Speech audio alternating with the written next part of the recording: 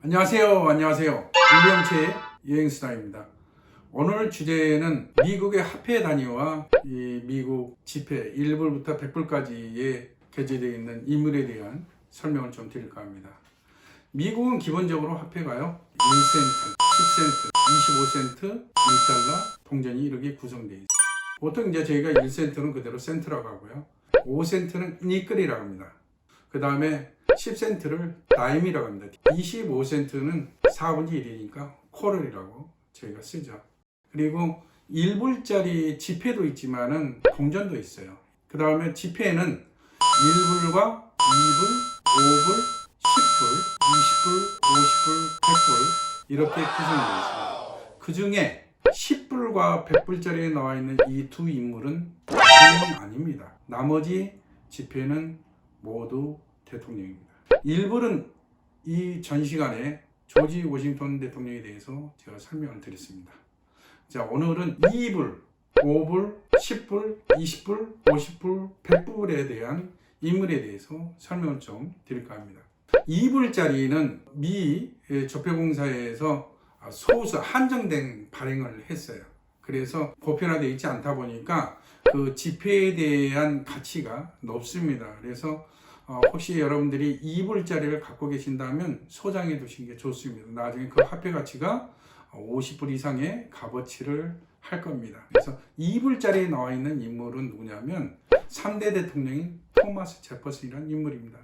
이 사람은요, 제가 미국 역사를 쭉 공부하면서 미국 역대 대통령 중에 가장 똑똑한 인물은 누구냐라고 이야기할 때 주저없이 바로 토마스 제퍼슨이라고 이야기할 수 있을 정도로 굉장히 똑똑한 인물입니다. 또한 이 사람은 가졌던 직업마다 다 성공을 했던 인물이에요. 그래서 이 사람은 철학가이기도 하고, 원래 철학을 전공했던 사람이에요. 이 사람이 철학가이면서 또 과학, 이 들고 다니는 인쇄기를 또 발명했던 사람이고, 또 버지니아 대학을 창설했던 교육가이기도 하고 농업가이기도 하고 독립선언문을 초안을 작성했던 인물이기도 합니다. 최초의 국무장관, 부통령을 또 역임을 했던 사람이죠. 3대 대통령인 토마스 제퍼슨이 대통령 재직 시절에 미국의 국토를 2배로 합법적으로 늘린 장군이 바로 이 토마스 제퍼슨입니다. 바로 이 나폴레옹이 루이지애나 땅 일대를 관리하기가 너무 힘드니까 그거를 나중에 뭐 어차피 너무 먼 거리에 있는 땅을 결국에는 뺏기더라 라는 그런 생각하에서 토마스 제퍼슨을 설득시켜서 헐값에 그 땅을 팝니다.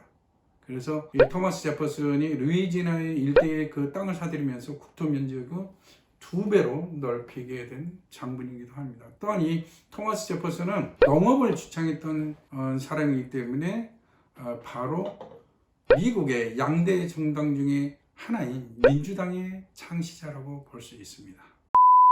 자, 5불짜리에 나와 있는 인물은요, 아브라함 링컨 대통령입니다. 이분은 평생을 성서의 말씀대로 살아온 인물이기도 해요. 아브라함 링컨은 18대 대통령으로 당선이 됐는데요, 노예를 해방시킨 인물이잖아요.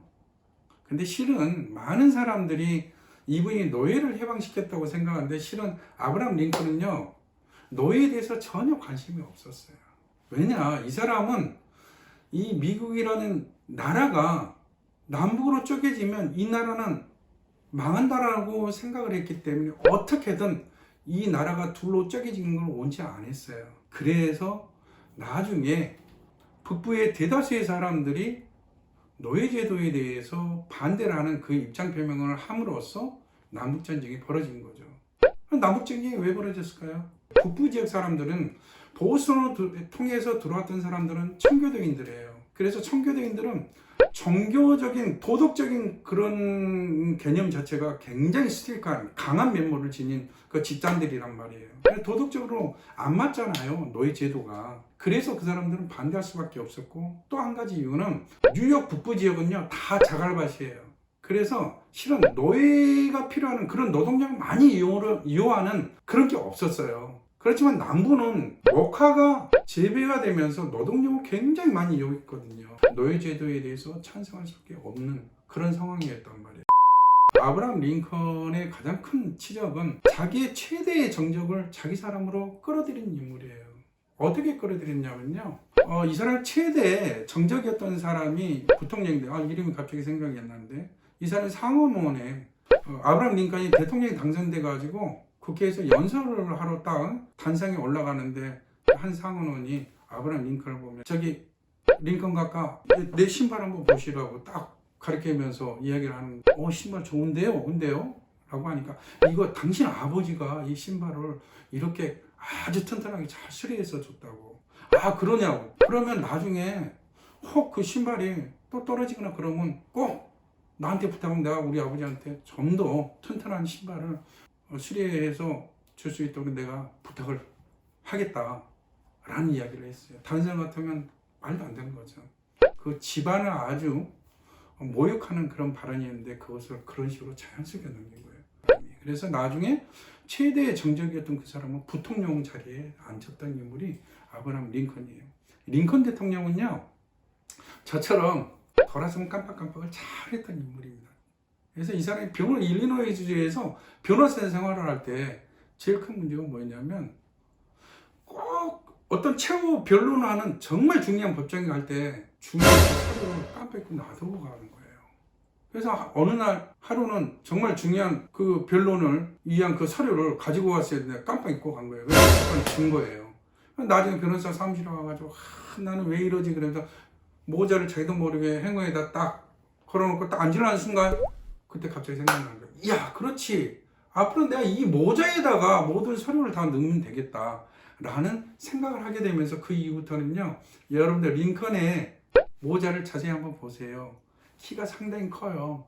그 이유는 그 안에 정말 중요한 서류는 잊어먹지 않게 해서 넣어가지고 모자를 쓰고 다녔던 유명한 인물이기도 합니다. 또한 이 사람은 원래 링컨은요, 수염을 기르죠. 근데 대통령 선거 때 우연찮게 한 허름한 식당에 갔다가 그 식당에 그 주인집 딸내미가 우연찮게 그 링컨의 얼굴을 보고 너무 그 깡 마른 체구에 킹 크에 이러다 보니까 후덕한 그런 인상이 보이지가 않는 거예요. 그래서 나중에 이 소녀가 그 링컨의 얼굴을 보고 거기에다가 수염을 딱 붙여서 그려가지고 보내게 돼요. 그 이후로 그걸 보고 결정을 한 건지 어쩐지 모르겠지만 그 이후부터 링컨이 수염을 기르기 시작했다고 그래요. 그러면서 아주 후덕한 인상을 보여주는 그런 턱수염을 기른 일화가 있습니다. 아브라함 링컨이 남북전쟁의 계속해서 1년 6개월 동안 전쟁에서 지고 있었고요. 가장 큰 이유 중에 하나가 이 부부가 돈이 없었어요. 그래서 이제 미국은 여러분들 아시다시피 다 용병제도잖아요. 그래서 군인들 월급을 줘야 되는데 월급이 돈도 없고 군수무들이 차리실 돈이 없었어요. 그래서 아주 큰 실험을 하게 됩니다. 그게 뭐였냐면 많은 강요들의 반대에도 무릅쓰고 그린백이라는 화폐를, 미국은 화폐가요, 중앙은행이 미 정부 게 아닌 건 여러분들 아시죠? 이 연방준비제도에서 돈을 발행하는 게 아니라 재무부 단독으로 돈을 발행을 하게 돼요. 근데 그 통화가 과연 북부에서 이게 맥히느냐, 많은 강요들이 실효성이 없다고 다 반대를 함에도 불구하고 밀어붙였어요. 근데 이게 시장에서 이 그린백이 맥혀 들어가는 거예요. 그러면서 군인들 월급을 주고 군수 물자를 사들이면서 전세가 이제 바뀌어지기 시작합니다. 북부의 승리로. 그래서 그런 부분에 있어서 이 링컨이 프리메이슨이라는 그림자 정부라고 합니다. 보이지 않는 세력들의 굉장히 많은 미움을 사게 돼요. 그래서 남북전쟁이 끝나자마자 사흘 뒤에 포드 극장에서 존 부스라는 사람에 의해서暗殺